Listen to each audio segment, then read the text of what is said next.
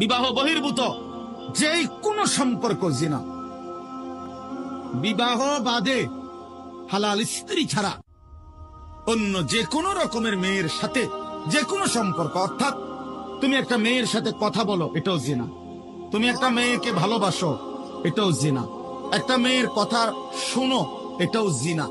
একটা মেয়ের সাথে হাঁটো, এটাও জিনা। কোন ভিন মেয়েকে ছুঁয়ে দিলা, এটাও জিনা। তার দিকে তাকায় থাকলা, এটাও জিনা। তাকে নিয়ে কল্পনা করলা অন্তরে, এটাও জিনা। আবার লজ্জাস্থানের জিনা করিলে এটাও জিনা।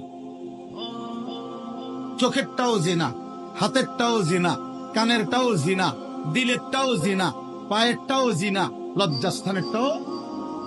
একেবারে স্পষ্ট কোরআন শরীফে বিবাহ বহির্ভূত সম্পর্ককে প্রেম বলে না, ভালোবাসা বলে না, ব্যভিচার বলে, জিনাকার বলে।